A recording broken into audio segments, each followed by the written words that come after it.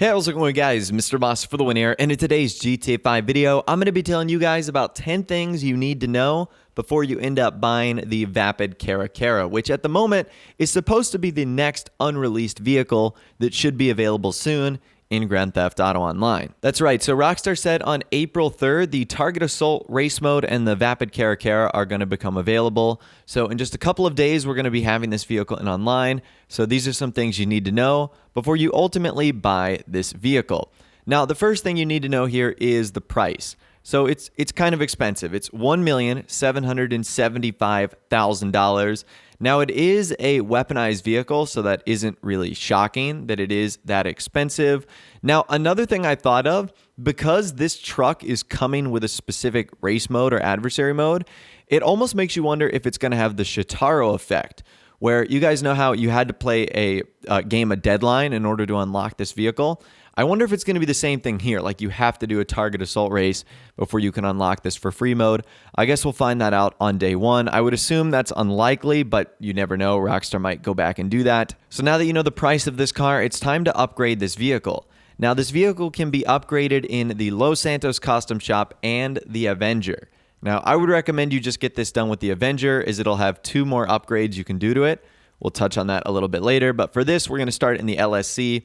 Just know that you can take it in there. There's actually no unique customization options on this car, which is kind of a bummer. That's something we'll talk about at the end.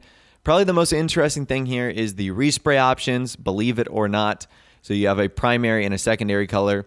The primary color literally does everything on the exterior of the car.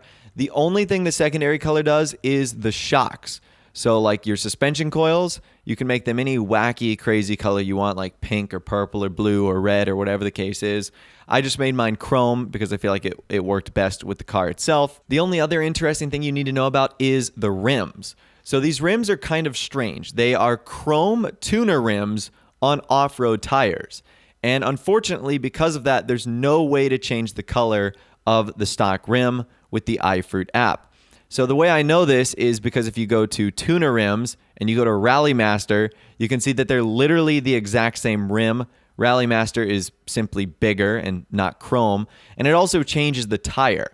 So if you can get around the fact that the tire is going to be really smooth looking, just use the tuner Rally Master rims and you can change them to whatever color you want. I personally couldn't really get around that. I didn't like the smooth tire on this big truck, so I just decided to go with the stock rims. Now that right there is all the customization options you can do inside of the Los Santos custom shops. I wanted to go out and use one of my trainer menus to see what else you could do with this car. It's pretty obvious. You can open up all the doors. You can also open up the trunk of the car, the hood, I guess I should say.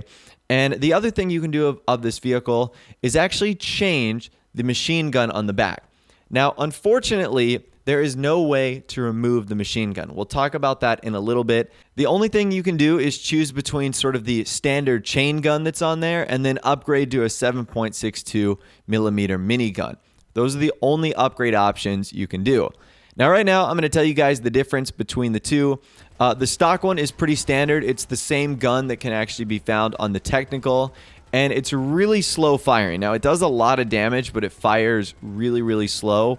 And that's probably the biggest upgrade you're going to get when going to the minigun, is the amount of rounds you're going to be able to put out is much faster than with the stock option. And obviously putting out more rounds means you're going to be able to do more damage quicker. So obviously the 7.62 millimeter minigun is clearly your best choice here. It's going to give you the biggest bang for your buck, allowing you to pump out the most shots in a quicker amount of time. Now, after that, the other thing you can do if you upgrade this vehicle in an Avenger or a mobile operations center is liveries. Now, unfortunately, there's not really any unique liveries here. Since this is a weaponized vehicle, this falls under the category of other weaponized cars, and thus it gets the standard gun-running camos. So you have basic camos and Kudo camo, sprayed, 3-color outline, 90 sandbox, modern 5-color, arid theater, winter camo, urban warrior, nature reserve, naval battle. You've got urban geometric, coyote geometric, large geometric, naval geometric, desert fractal, urban fractal, large digital, medium, and small digital. So those are your liveries. They're the standard ones that came on all the gun running weaponized vehicles. So nothing all that special there, but you can apply them to this truck if indeed you do want to. All right, the next thing I wanted to test out about this truck was the top speed. Now for this, I'm just simply using the speedometer in the menu trainer that I'm using right here. So I took it to probably the longest straight of highway that I know, and we were able to get to a top speed of roughly around 102 miles per hour. Now we were able to top out at around 105 when we started going downhill a little bit. But this truck is actually pretty quick, and that's sort of the same vibe I got when I was driving it in and around the city. It's a quick little truck. Now, I'm not sure if this is going to be the best off-road vehicle. In fact, I think there's a good chance you won't even be able to use this in races. Because this is a weaponized vehicle, there's a good chance that Rockstar is just going to say, nah, we're not going to let you use them in the races. It might fall under the same effect that the Deluxo and the Stromberg have, where because they're weaponized by default and there's no way to get rid of that, which I think is personally a mistake, that you're not going to be able to use it in races. So we'll find that out on day one, but I personally believe that there's almost no way Rockstar is going to allow us to use these in races. Now, the final cool feature that I really liked about this car is the headlights. You guys know I'm a sucker for headlights, especially when they work and especially when they have a cool low beam, high beam option. And the Caracara does just that. So its regular headlights are pretty standard, but then when you flip on the high beams, you get this like LED horizontal bar right above the grill, which is kind of awesome in my opinion. So I really do like that. I think it's a nice little feature of this car, having that extra little light bar if indeed you do want it. And it's not super bright where it's going to completely blind you, so I'm a big fan of that as well. Now, let's talk about some things I incredibly dislike about this vehicle. Let's start with the fact that you cannot remove the minigun in the back. What a huge wasted opportunity for Rockstar. What they should have done with the Caracara is made it very similar to the Insurgent, where there's a weaponized option and a non-weaponized option. Because what I think this weaponized option does at the back is limit the car in so many different ways. Obviously, there are some people that might not be a fan of the weaponized option. More practically, there's a good chance this is not going to be able to use in races, which is a big shame.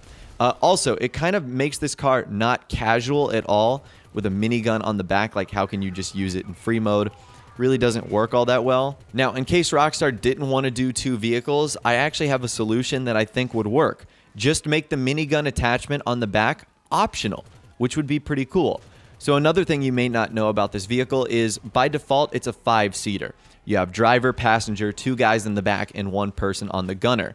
I think it would have been cool that instead of having a gun on the back, you could put 2 seats in the pickup so that you could have 6 people total. That way, if you wanted to sacrifice your weaponized ability, you would gain an extra seat spot so that someone else could ride along with you. To me, that sounds like a very fair trade-off. So I'm not sure why Rockstar didn't decide to do something like that. At least make a minigun optional. Another thing I would have liked to see is a 4x4 option. So this is a 6x6 option. I'm pretty sure this is based off of the Ford Raptor, at least a 6x6 variant of it.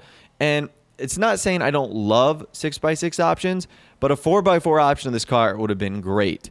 So I would have loved like 2 or 3 different versions of the Caracara, or maybe made it like some of the Benny's cars where you can choose, you know, do you want to make this the Faction Custom or do you want to make this the Faction Donk? You know, when you choose to buy this vehicle, you could have had the option, do you want to make this the Caracara 6x6 or the Caracara 4x4? So that's the option that I really would have wanted, and I feel like would have been way better for this car. And the final thing I would have liked to see is just more customization. I mean, there's nothing you can do to this car. You can't change the bumper. You can't change any of the skirts. You can't change, you know, anything about this car, which is really unfortunate. It feels like Rockstar sort of made this vehicle for one purpose only, and that was to be featured in their Target Assault Race mode. And other than that, they really didn't care how the vehicle operated or functioned, which I think is a huge bummer. This car almost has no customization, which is just a big shame in my opinion. All right, so to give you my final review on this vehicle, what do I think? It's pretty pricey. For $1.7 million, all the upgrades you're going to be doing in the LSC and the Avenger, you know, it's going to become a $2 million pickup truck that really doesn't have a lot that you can do to it. Now, I will say, if you are going to be doing the Target Assault Race modes a lot, having a custom variant of this vehicle is going to be a must. It's just like the Hot Ring Circuit races. Having a custom version of the Hot Ring Saber is a must. So if you're going to be doing these races seriously, you're going to want to own one of these cars. If you're not going to be doing the races seriously, I probably would recommend staying away from this vehicle. Because to be fair, it's not one of the better weaponized vehicles. It's not one of the quickest regular vehicles. So you're kind of just looking at a more modern version of the technical. And I still don't think the technical is all that great. And I still don't believe the Vapid Caracara is all that great either. But anyways, that right there is my review and 10 things you need to know about the Vapid Caracara before you end up buying this vehicle on Tuesday. Let me know your thoughts, opinions, and more on this car in the comments down below. I'd love to hear from you guys down there. Are you going to be buying this vehicle? Are you going to be staying away from it? If you did go on to enjoy this video, though, a like rating would, of course, be awesome. And also, subscribe to my YouTube channel if you are new. You like daily GTA 5 videos like this. Without the way, guys, like I said, thanks so much for watching. Take care, and I'll see you guys in the next video.